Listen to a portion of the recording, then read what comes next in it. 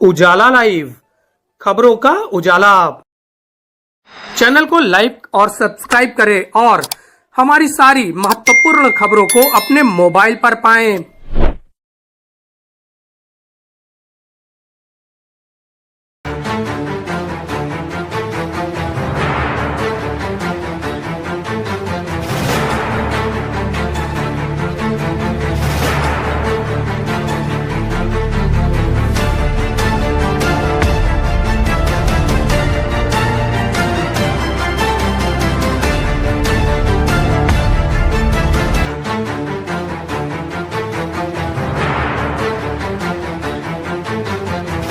संगम नगरी प्रयागराज में लगी योगी कैबिनेट की बैठक में कई तरह के निर्णय लिए गए। बैठक में अभियोजन निदेशालय की स्थापना के लिए मंजूरी मिली। प्रयागराज, वाराणसी और आगरा नगर निगमों के लिए म्युनिसिपल बॉन्ड जारी करने की स्वीकृति मिली। 62 राजकीय ITI के उन्नयन और 5 CIIT सेंटर की स्थापना को मंजूरी दी गई। पश्चिमी यूपी में हाथरस, बागपत और कासगंज में मेडिकल कॉलेज PPP मोड पर संचालित करने का निर्णय लिया गया।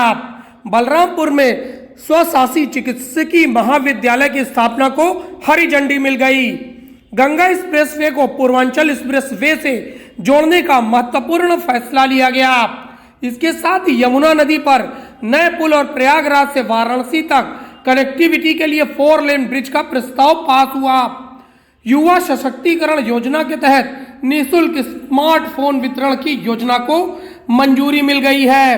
महाकुंभ 2025 को केंद्रित करते हुए विकास और बुनियादी ढांचे के फैसले पर मुहर लगाई गई। राम की नगरी चित्रकूट से प्रयागराज को जोड़ने हेतु गंगा एक्सप्रेसवे को बुंदेलखंड एक्सप्रेसवे से जोड़ने के प्रस्ताव की स्वीकृति के साथ रीवा नेशनल हाईवे से जुड़ने की सुविधा हेतु कार्य करने को मंजूरी मिल गई। योगी कैबिनेट ने महत्वपूर्ण निर्णयों के बाद सीधे क्रूज से संगम की ओर प्रस्थान किया। हंसते मुस्कुराते और साइबेरियन पक्षियों को दाना चुराते हुए कैबिनेट सीधे संगम पहुंची। वहां पे विशेष रूप से एक दूसरे के ऊपर जल से खेली खेलते हुए योगी कैबिनेट ने स्नान किया। सामूहिक स्नान के बाद पूजन अर्चन और आरती की गई। मां गंगा से सकुशल कुंभ मेले की समापन और निर्विघ्न रूप से मेला संपन्न कराने की प्रार्थना योगी की कैबिनेट ने की। यह महत्वपूर्ण बैठक और स्नान इसलिए महत्वपूर्ण है क्योंकि हर कुंभ मेले में कैबिनेट की बैठक होती है।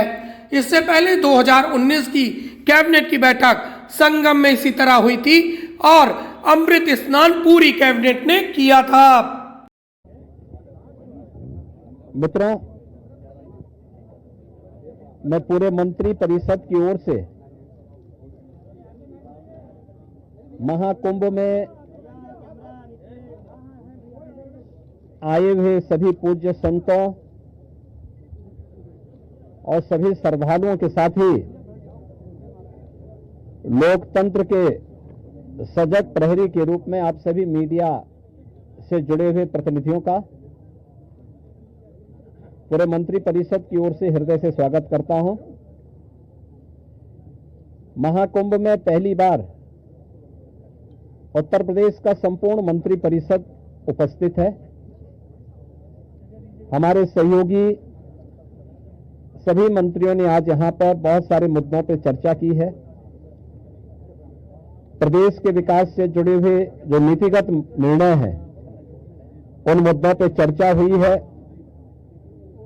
इसके अलावा यहां पर अन्य महत्वपूर्ण मुद्दों के साथ साथ प्रयागराज के विकास से जुड़े हुए मुद्दों पर भी चर्चा हुई है। इस अवसर पर जिन मुद्दों पर आज यहां चर्चा हुई है उनमें खासतौर पर प्रदेश सरकार के जो महत्वपूर्ण मामले हैं उनमें से उत्तर प्रदेश की जो एरोस्पेस और डिफेंस एंड एम्प्लॉयमेंट से संबंधित जो पॉलिसी है उस पॉलिसी 2024 ये 2018 में हमने बनाई थी। उसी पॉलिसी के 5 साल पूरे हो चुके हैं, अब उसको नए सिरे से बनाने की व्यवस्था की गई है।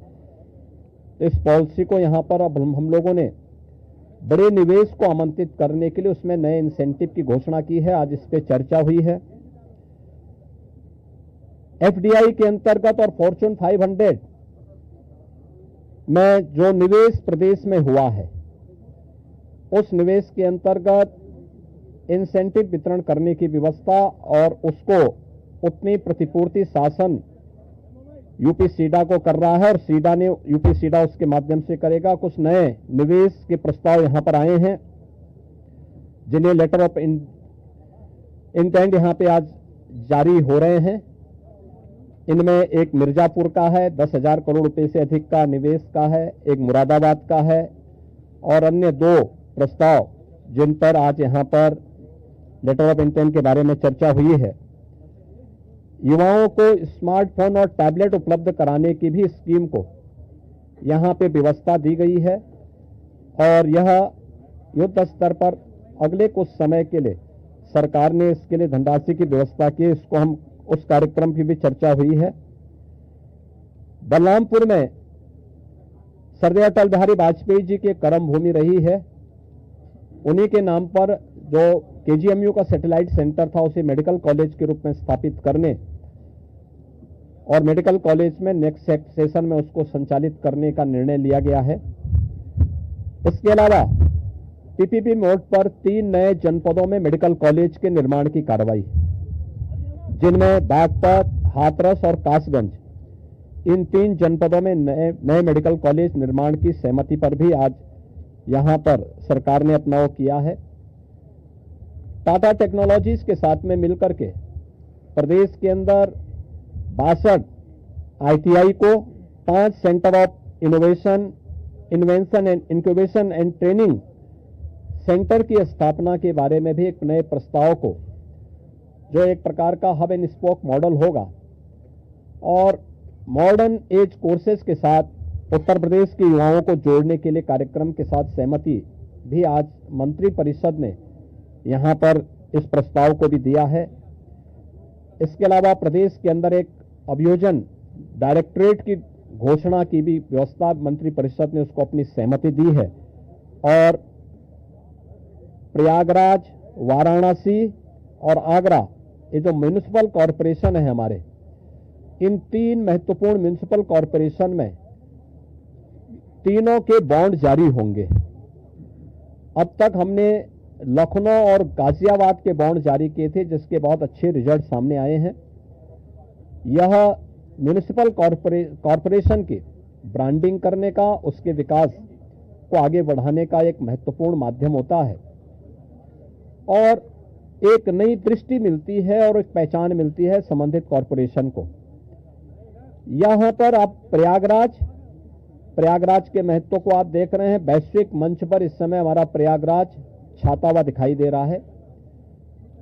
जिस श्रद्धा के साथ पिछले 1 सप्ताह के अंदर 9.25 करोड़ से अधिक श्रद्धालुओं ने संगम में आकर के पावन स्नान का आनंद लिया है, अनुभूति की है, वह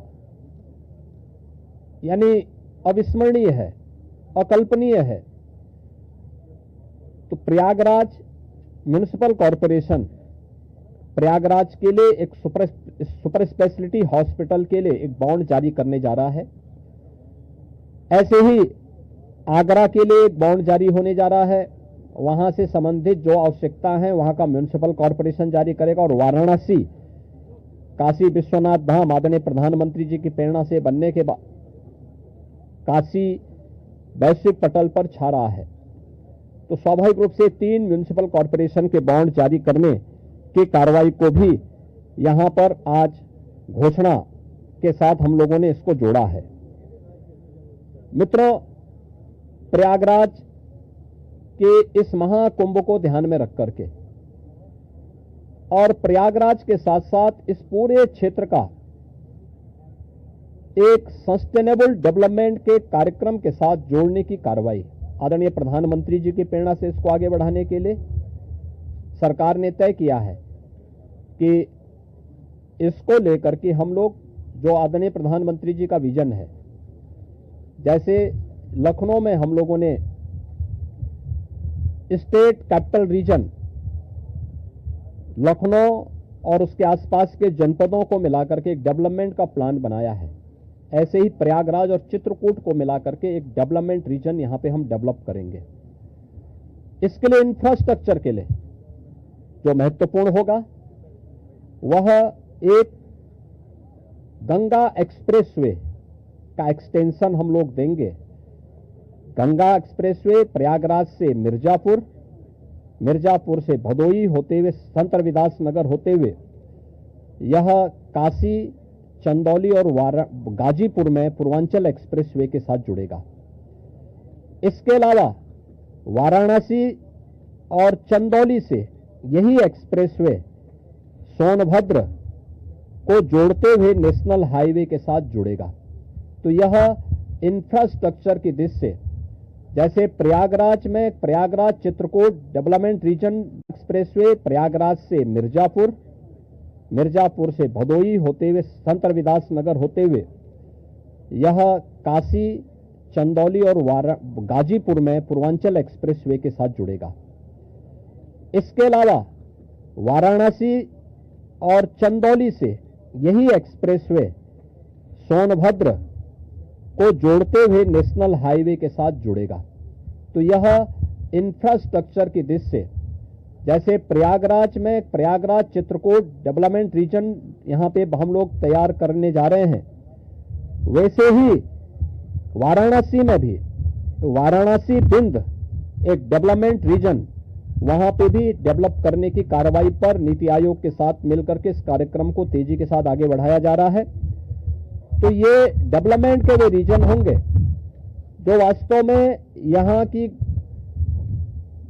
न केवल पर्यटन की दृष्टि से बल्कि आर्थिक उन्नयन में और यहां पे रोजगार सृजन में बड़ी भूमिका का निर्वहन करेंगे। उस प्रकार का इंफ्रास्ट्रक्चर की दृष्टि से एक्सप्रेसवे एक तो ये एक्सटेंशन हम लोग इसको करने जा रहे हैं जो प्रयागराज, बिंद और काशी एक्सप्रेसवे के रूप में इसे हम लोग जानेंगे। दूसरा है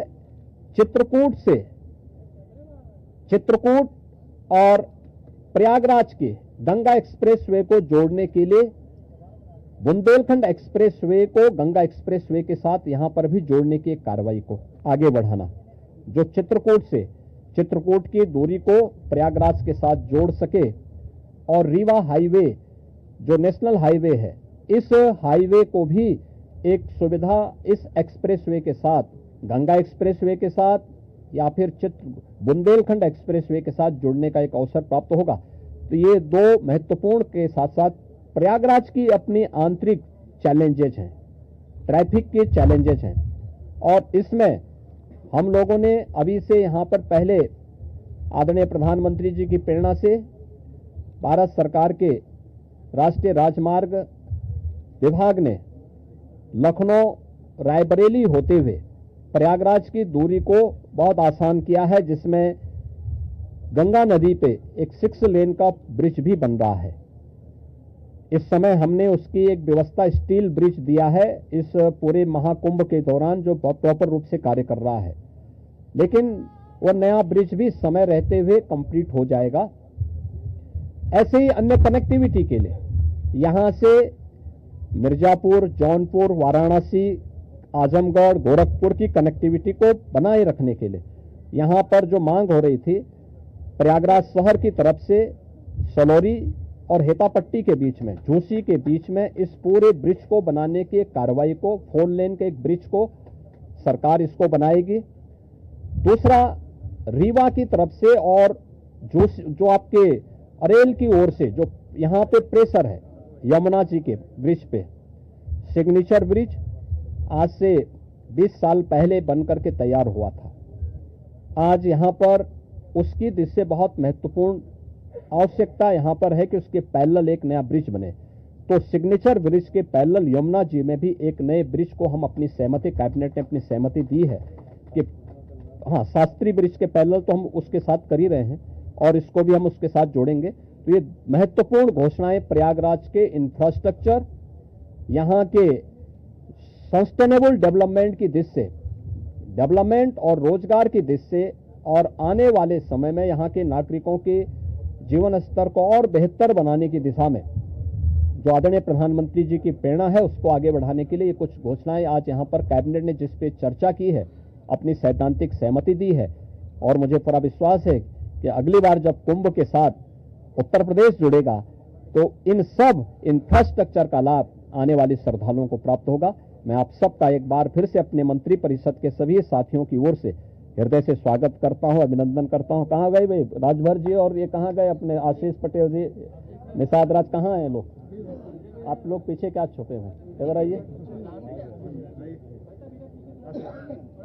कहाँ राजभर जी, कहाँ गए?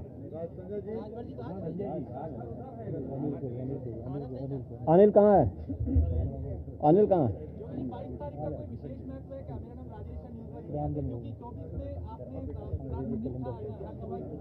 हाँ, तो इसीलिए तो यहाँ पे ये प्रभु की ही कृपा है। प्रभु आज ही के दिन 500 वर्षों के बाद अयोध्या में विराजमान हुए थे और आज पहली बार उत्तर प्रदेश का पूरा मंत्री परिषद आज यहाँ पर आया है। और मुझे लगता है कि अगले कुंभ की क्या स्थिति होती है, लेकिन उसका इंफ्रास्ट्रक्चर उत्तर प्रदेश का ये मंत्री परिषद आदरणीय प्रधानमंत्री जी की प्रेरणा से यहां पर प्रयागराज की धरती पर प्रस्तुत कर रहा है। और मुझे विश्वास है कि इसको जैसे प्रयागराज की कायाकल्प पिछले 6 वर्ष के अंदर हुई है, ये इंफ्रास्ट्रक्चर प्रयागराज को एक वैश्विक पहचान दिलाने में सफल होगा। आप सबको मैं एक बार फिर से धन्यवाद देता हूं। बहुत बहुत अभिनंदन।